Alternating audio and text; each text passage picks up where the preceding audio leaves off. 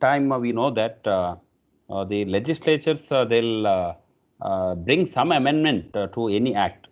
So far, what are all legislations we discussed?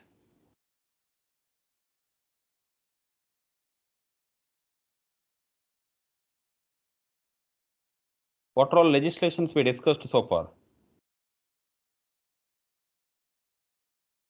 So far we discussed two legislation. What is that? Two act we discussed. Legislation is two act we discussed. Yes, sir. One is industrial. First act we discussed industrial dispute Act. Industrial Dispute Act 1947. 7. This legislation we discussed. Fine. Another legislation we discussed. What is that? Trade Union Act of Trade 1926. Union Act. Union Act. Trade Union Act. Which year? 1926. See, recently you might have seen in a parliament they passed one legislation because they want to change old labor laws into like they wanted to like modify and in order to meet the global demands, and they passed a code, what we used to say that a labor code, and one labor code they passed that is the Industrial Relation Code. Total three code they passed recently. Industrial Relation, one of the code is Industrial Relation Code. Industrial Relation Code 2020. See, instead of having a multiple labor laws where limitations each and everywhere we are going to discuss workmen or an employer or different aspects in industry in a different ways. In order to bring like a uniformity, they modified and they clubbed three legislations under the Industrial Relation Code 2020. Out of three, first legislation what they included in a Industrial Relation Code, that is the Industrial Dispute Act of 1947, they merged. I want to repeat, they merged Industrial Dispute Act of 1947 in Industrial Relation Code 2020, and they also merged the Trade Union Act of 1926 in Industrial Relation Code 2020, and under Industrial Relation Code 2020 they brought one more legislation, that is Industrial Employment Standing Orders Act 1946. Industrial Employment Standing Orders Act 1946.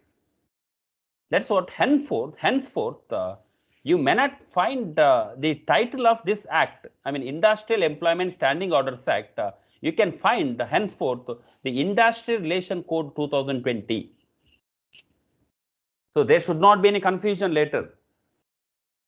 Each and every provisions what we discussed earlier, it is same with the slight modifications.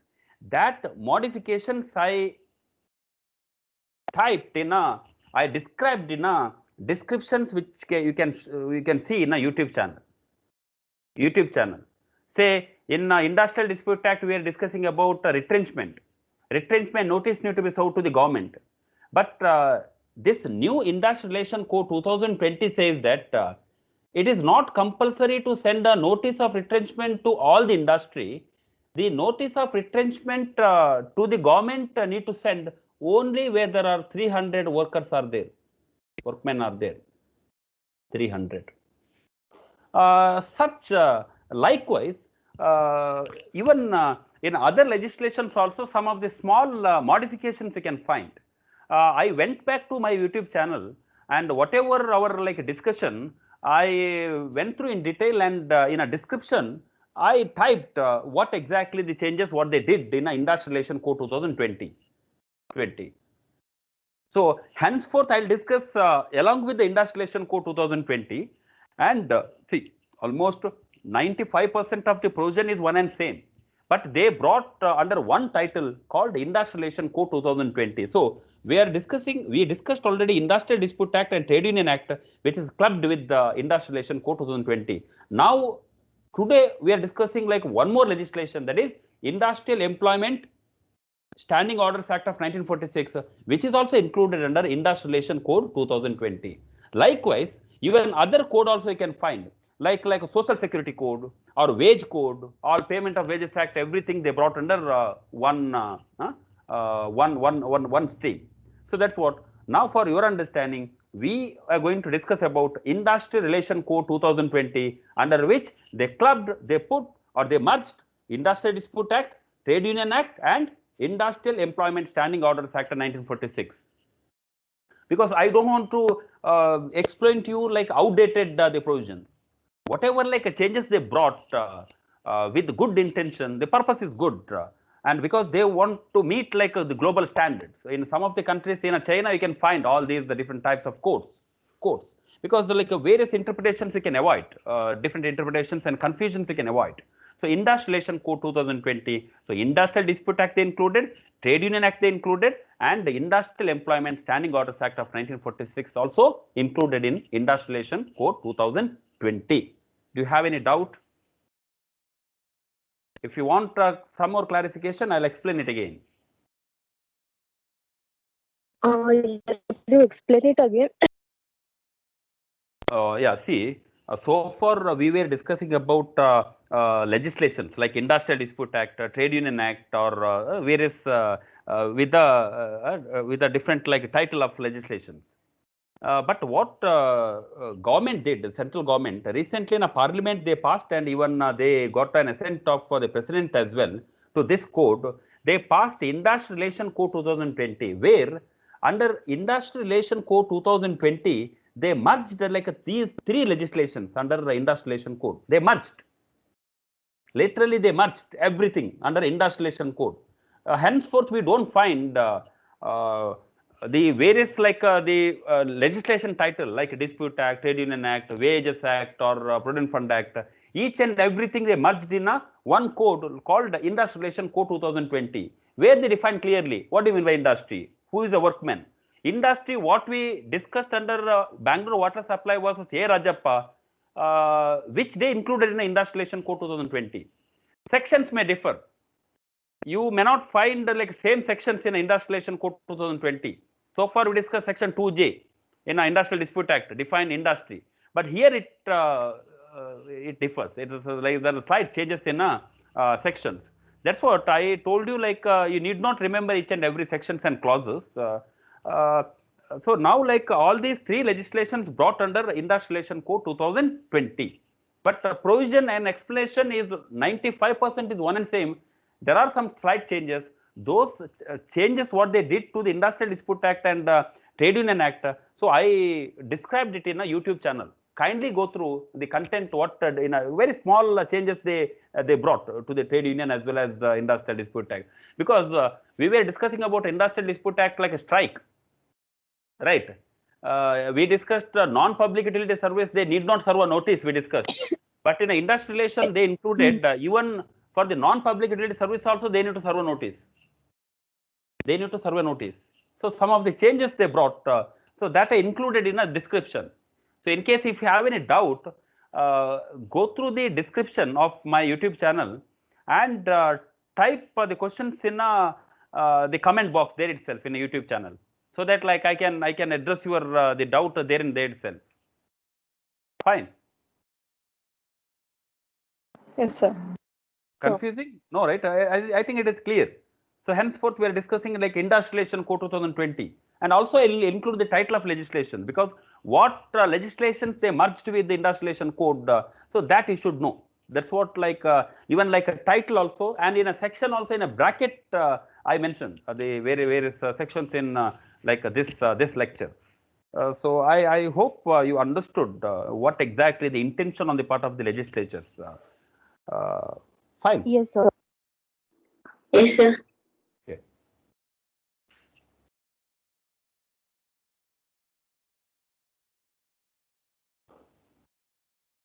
Okay. Many changes they brought. So those changes, as I said, I in a oral, in a video, you do not find, but in a description of my YouTube channel, so you can find what are the changes they brought. So that I think, so you just kindly go through the description box, and so in case if you have any doubt, so you can itself you can ask, immediately I'll respond to the same. So one more legislation under Trinetra, you have any question? No, sir. Okay.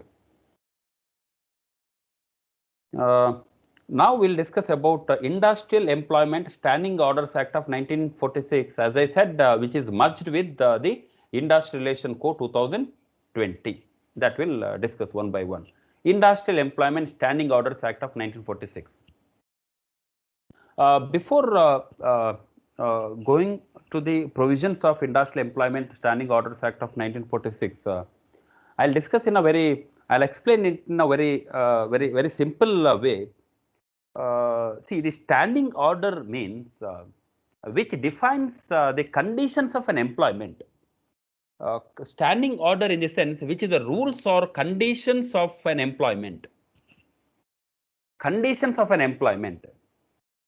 Conditions of an employment means which governs the relationship between an employer and employee.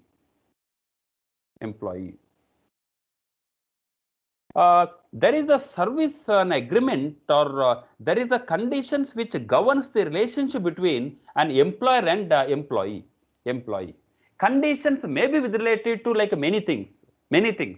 Maybe like what exactly, once he joined, what exactly his the probationary period, how many months he should be into probationary period, or else how to terminate. If you want to terminate, how to terminate.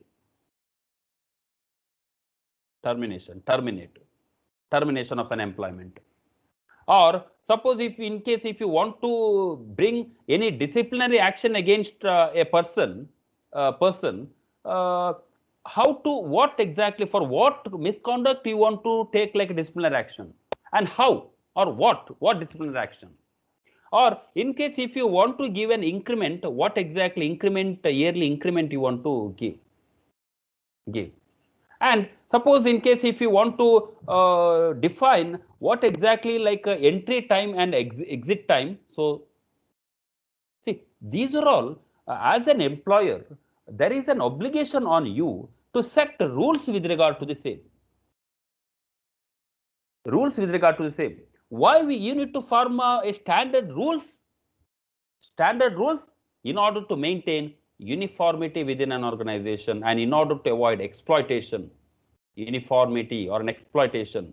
Because tomorrow, say for example, Anand is working in one organization. Say like the Apurva is working for some organization. I mean the same organization. Rules must be the same for Anand and Apurva. There must not be any discrimination. And in case if you want to terminate Apurva and Anand, so there should not be any discrimination. So in order to avoid this confusion, so each and every rule must be specified here very clearly. Each and every rule must be defined or specified in advance. These rules, this is what I said, the rules nothing but the conditions of an employment. Conditions of an employment. It should be clearly defined. This conditions of an employment are rules which governs the relationship between employer and employee is nothing but standing order. This legislation, Industrial Employment Standing Orders Act, very clearly says that it is a duty on the part of the employer to define the rules very clearly, to regulate the relationship between an employer and employees. Suppose in case if this particular rules which must be need to be certified, in case if it gets certified, it becomes a statutory law, and which is applicable to all employees, all employers and all employees. So this like standard rules is applicable. I mean, henceforth, once this particular rules is certified before the certifying officer, so this rules must be followed by the employer, and even like employees also must give a due respect to such rules certified by the certifying officer. This is what I said. Once rules is set in an organization, so employer, they cannot exploit and so they cannot discriminate between one employee and another employee, because each and every rules is standardly fixed, or it is certified by the certifying officer. That's what the employer should stick into the rules certified, standing order certified by the certifying officer. I hope it is very clear. Standing order is nothing but it is the rules or conditions in employment which governs the relationship between an employer and employees. We'll discuss in detail. This is for your understanding, the basics of the Standing Orders Act. Understood, or you have some confusion? Understood, sir. Understood. Yes, sir. Any questions? No, sir. Because this is very important. Being an employer, you should know like what act you need to follow, and because see, because like it in case, so each and every rules is in case if you define well in advance, later according to the rules or standing order only you can remove, you can give a promotion or increment or entry, late coming, disciplinary action. Each and everything should be clearly spelled out. That's it. That's what standing order, the importance of standing order. Standing order. See, this is what the difference I said. In our earlier legislation, Industrial Employment Standing Orders Act of 1946 says that applicability of that. For what industry this is applicable? Earlier, the legislation, Industrial Employment Standing Orders Act of 1946 says that where in whatever industry where there are 100 or more workmen, this Standing Order Act is applicable. What does it mean? It means this standing order need to be framed by the employer. Those who are having, in any industrial employment where there are 100 or more workers are working. However, in our new Industrial Relation Code 2020 have given some flexibility to the employer. Industrial Relation Code 2020, recently just 2 days back, it got passed. It says that each and every establishment need not follow like the Standing Orders Act. It is applicable to the industry where at least there are 300 workers. At least there are 300 workers. Please keep it in mind. Now they want to give some flexibility to the employer that this standing order or defining this standing order is mandatory to the industry or industrial employment where there are 300 or more workers are working in preceding 12 months. I repeat, now as per Industrial Relation Code 2020, this Standing Order Act or framing of standing order is applicable to the industry where there are 300 or where there are at least like 300 workers are working in preceding 12 months. Earlier it was 100, now it is went up to 300. What flexibility it is? There is now like most of the industries do not cover under the ambit of like a standing order. Those who are employing like just 200, 250 workers need not follow this standing order. They can have their own contract between employer and employees. They can have like, there is a flexibility. So as per their wish, they can have their own contract between employer and employee to regulate the relationship between employer and employee, conditions of an employment. But Industrial Relation Code now says that where there are at least 300 workers or more, so they must follow, they must frame standing order and they need to send it to the certifying officer, get it certified, and which is applicable to all the employees, all the workers. Clear?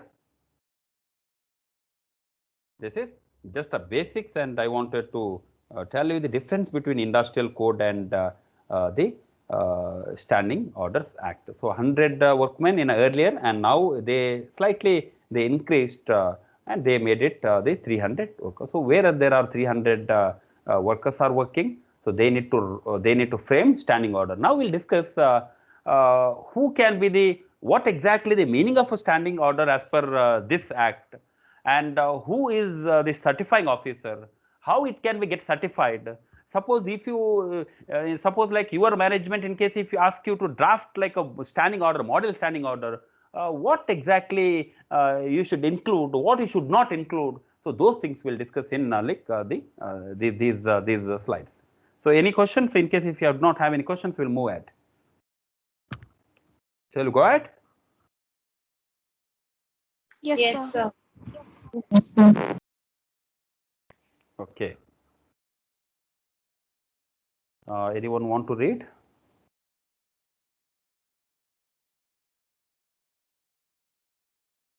Sumit, can you read? Sumit?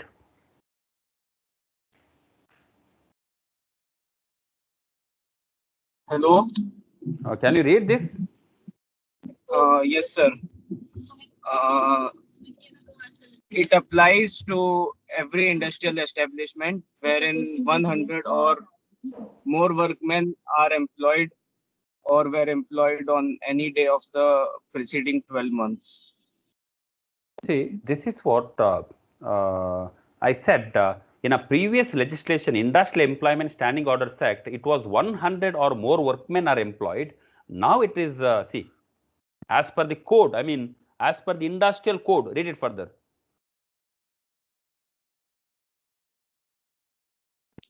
As per the code, an industrial establishment needs to comply with the requirement of adopting standing orders only if it has 300 or more workers. See, the difference between the present code and the old act in the Industrial Employment Standing Orders Act. As per the present industrial relation code, so they drastically increased the number of workers. That is, they increased from 100 to 300 workmen. I mean, the very intention of the legislatures may be there are in case if this is a provision, at least like there are some employer they can escape from the ambit of this tough labor laws. At least like a small organizations they can escape and they can frame their own rules now. They need not follow the standing order as per this Industrial Employment Standing Orders Act. They can frame like their own rules. Of course, like whatever the rules, what they frame or contract, it should be within ambit of the Indian the Constitution. They should not violate the fundamental rights and other things that is there. That we'll discuss later. So now, for your understanding, so only it is applicable. I mean, the employer need to frame like a standing order only if they have 300 or more workers. Okay, read it further.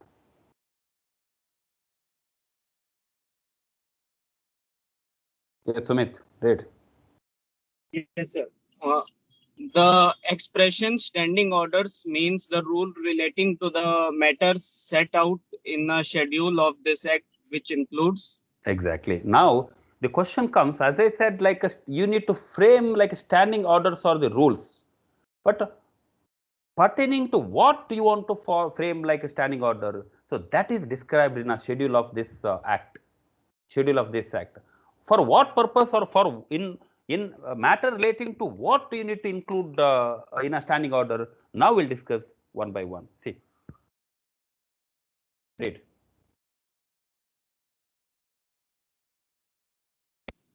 Classification of workmen, example, whether permanent, temporary, apprentice,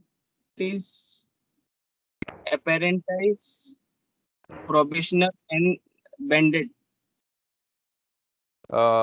See, this is what the problem of in case if you're absent to the class.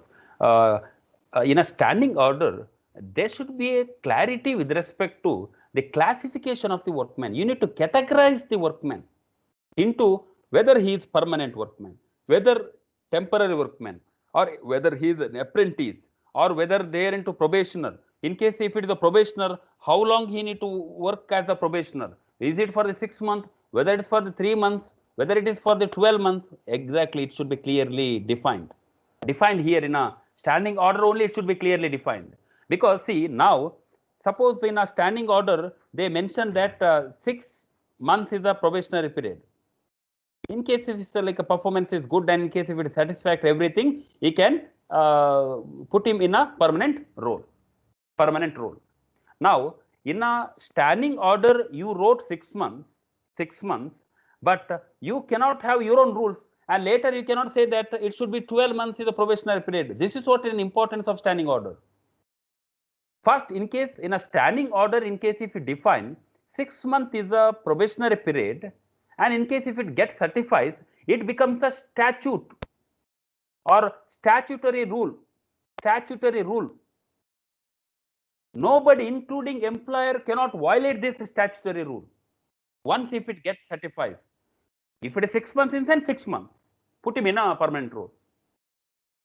After that, you cannot say that no, it is not 6 months once it gets certified, and you cannot say that it is you should complete the 12 months of probationary period, because employer do not have any right, because it is already clear, it is already defined. Already defined. Fine. So these are all aspects that should be clearly spelled out, whether he's a permanent workman, temporary, apprentice, probationary, bugly, casual, etc., etc. Clearly, you please define clearly. After that, yes, Sumit.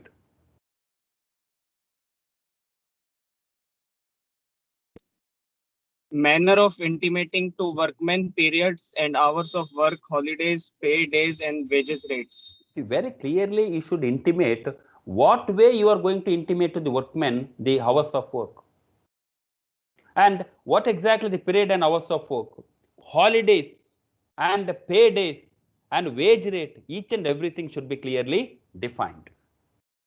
Okay, next, shift working. Shift working. Yes. After that, attendance and late coming, as I said, attendance, whether there is a biometric or a simple signature or the muster rolls, where he'll have to sign, how to take an attendance. And after that, late coming, suppose in case if you fix at like 9 o'clock is a reporting time, and in case if you come at 9:05, whether it is a late coming, may not be, because you need to clearly say that suppose in case if we come after like 9:30 a.m., we can say that he is a late comer.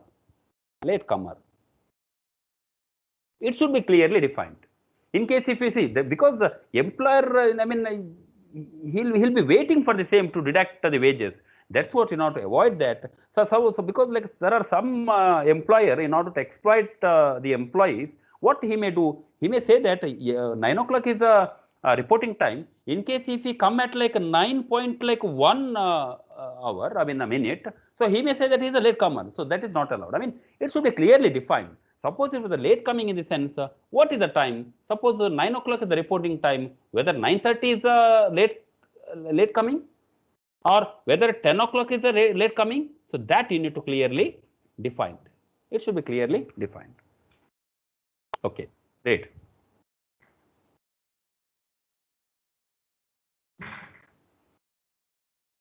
Sumit, go ahead. Conditions of procedure in applying for the authority which may grant leave and holidays. Exactly. See now, procedure for applying for the leave. In our organization, we know that in a Manipal Academy of Higher Education, what is the procedure? Procedure is, so we need to apply online, and so date we want to apply for the leave, and it will give an option like for what leave you want to apply, whether you want to apply for a casual leave, or whether you want to apply for a compensatory leave, whether you want to apply for a sick leave, whether you want to apply for a earned leave, or whether you want to apply for a commuted leave. So that you need to clearly, what is the procedure? Now whether it's online mode or whether you have some slip, so that you need to clearly define. And after that, who can sanction, who can grant a leave? In our organization, director, head of the institution got a power to grant a leave. And who is having a power to declare holidays? In a Mahe, like management got a right to, or registrar got a right to declare a particular day is a holiday. So it should be clearly defined. I mean, accountability. It is a matter of an accountability. Who can sanction? What is the procedure? Who can declare as a holiday? It should be clearly defined. Very, very clear. It should be precise. Okay. Yes, Sumit. Required to enter the premises by certain gates and liability to search. Exactly. See, what is the entry gate? What is the entry gate? In a premises, in a large premises, what exactly, in a which gate it is the entry gate? You will have to enter and you will have to exit. And whether, so suppose like a liability to search, whether each and every employee while entering the organization, whether he or she should be searched. In case if it should be searched, who must search? Who must search? How to search? So each and everything should be clearly spelled out. Closing and reopening of sections of the industrial establishment and the temporary stoppages of the work and the rights and the liabilities of the employer and workmen arising therefore. Exactly. See, if you want to close and reopening the certain sections of an employment, say, for example, it is a seasonal establishment. Seasonal. There are some establishment which may be seasonal, just for one season. So, what exactly is closing and reopening of the sections of an establishment? So, that should be clearly. And what work you need to temporarily stop? And what is the rights and liabilities of the employer and the workman arising therefrom? So, it should be clearly defined. It should be clearly defined. Okay. Yeah. Termination of the employment and the notice therefore to be given by employer This is what we said, termination of an employment. While terminating a particular workman, whether notice need to be given or not, whether notice need to be served, or now in a retrenchment we discussed, notice. What is the length of the notice we said? What was the length of the notice we said in order to terminate in a retrenchment?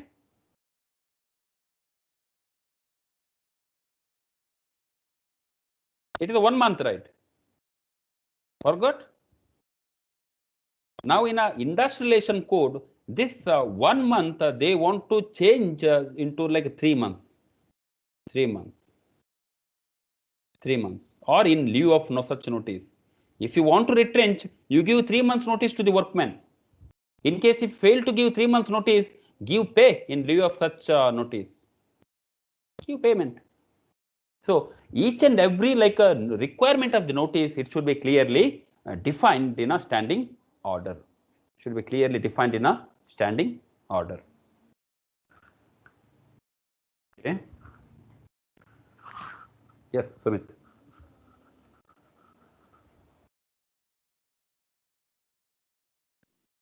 Suspension or dismissal for misconduct and the acts of omission which constitute misconduct. Exactly. Dismissal and suspension. When you can dismiss for what, in case if it is for the misconduct, what amounts to misconduct? What act and omission which becomes misconduct? It should be defined. Because tomorrow, in order to take a grudge on a particular employee, or in order to take some revenge, employer what they may do, so they may say that like at their discretion, they may say that yes, you got involved in some misconduct and you are going to terminate. It should not happen. Nobody is allowed to terminate. If it is fall under the rules framed in a rule, they should discuss for what act and omission becomes a misconduct. In case particular employee got involved in that, so you can say that, so you can dismiss as per the standing order. These rules should be clearly spelled out. Okay. Yes. means of redress for workmen against unfair treatment or wrongful extractions by the employer or his agents. Exactions. Means of redress of the workman. Suppose in case if there is a unfair treatment by the employer or wrongful exactions by the employer or his agents. Now, how to redress this? It also should be clearly whether these grievances must be redressed through like a grievance redressal. In case of grievance redressal, to whom it must be applied? What is the procedure? What is the outcome? It should be clearly defined. So these are all is listed, already listed in a schedule of the act. I mean, these are all things already listed in a schedule of the act, and with respect to the same, you should frame a rule. You should frame a rule. I mean, your obligation as an employer to define it clearly with respect to these things, the rules. When you want to suspend, when you want to, what is the probationary period? So these are all things should be included in a the standing order. Any questions? Now we'll discuss the section 2C certifying officer. Who can be certifying officer? So any questions here? So I'll take a couple of questions and after that I'll move ahead. So do you have any doubt of the meaning of a standing order and what need to be included here? Any doubt?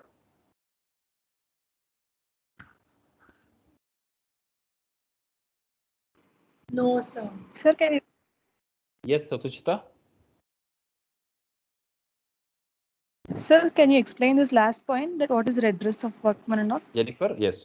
Redressal in the sense how to solve the grievance of the workman. How to redress and how to solve the grievance. In case if there is an unfair treatment, say suppose you and me are the workers of particular organization. Suppose the employer gave an increment to you or promotion to you.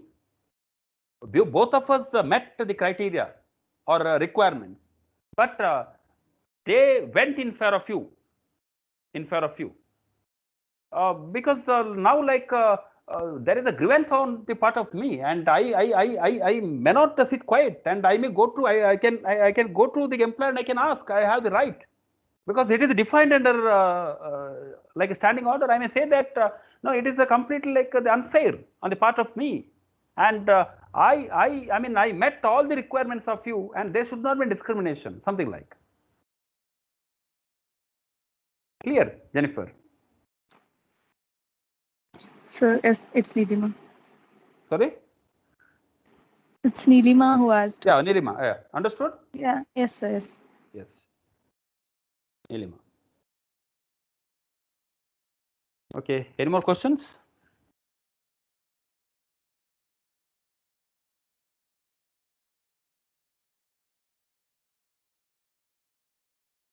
This is very, very important as an healthcare professional. So you should know, because the healthcare, in case the any organization where you enter, it may be like a very huge organization, and in case if they do not follow the requirements under the law, so which may attract some the punishment, and that's what the employer need to take it very seriously, and they should inculcate. Each and every items they listed in a schedule of the act. This is what some samples we discussed now, and each and every items listed in a schedule of the act, and you should frame a rules with respect to the each and every items of schedule of the act. I repeat, it is your duty to frame rules for each and every items listed in a schedule of the act. But suppose if you want to write a rules for the items which is not included in a schedule of the act, it is your right. See, there is a saying in this Industrial Employment or Standing Orders Act, there is no bar to the employer to frame a rules for the items which is not there at schedule of the act, but there is an obligation to the employer to frame a rules to the items which is listed in a schedule of the act. I repeat, there is no bar to the employer to write or to frame rules to the items which is not listed in the schedule of the act, but there is an obligation to the employer to write rules to the items listed in a schedule of the act. So there is an obligation on the employer to frame rules which is listed in a schedule of the act. It is very, very clearly defined applicability of the act, and it says that it is mandatory to the employer to meet the requirements of the Standing Orders Act of 1946 or the Industrial Relations Code 2020.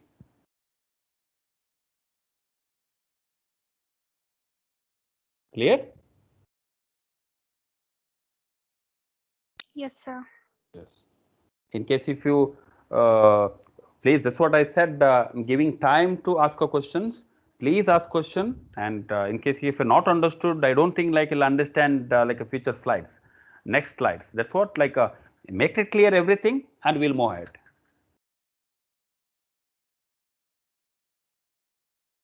Because suppose in case if you want to start like your own enterprise tomorrow, so you should know these things. You should know. Okay, now we'll discuss who is the certifying officer. Why there must be certifying officer? Because so far we discussed, now you wrote all rules you wrote, or standing order you wrote, rules. For what item you framed rules? Items which is listed in a schedule. Items which is listed in a schedule of the act. What are all items that we discussed now? Probationary or employment, all these like rules with respect to the conditions of an employment, that's it, which governs the relationship between employer and employee. Now every rules you framed. Now question comes, these rules must be, see, in order to make these rules as a statutory law or rules, statutory rules, somebody should certify. Somebody should certify your rules framed by you. What you need to do as an employer, it is a duty of an employer to submit the rules or standing order framed by the employer to the certifying officer. Once this rules is certified by the certifying officer, which becomes statutory rules, or else it mere some of the rules in a paper, that's it. It is a mere piece of paper, that's it. If you write your own rules, it just a statement or a document, that's it. It is not a legal document. Once this rules is certified by the certifying officer, now it becomes a statutory rule, and which is having some legal sanctity. When I say legal sanctity, both employer and workman or employee got a rights and obligations. It is a duty of the workman also to respect these rules. It is also the duty of the employer to respect these rules. Nobody is allowed to go outside this rule. Everybody should act within the boundary or a scope or a limitations laid down by the standing orders. Standing orders. That's what. We need to submit a document, whatever what we prepared, to the certifying officer.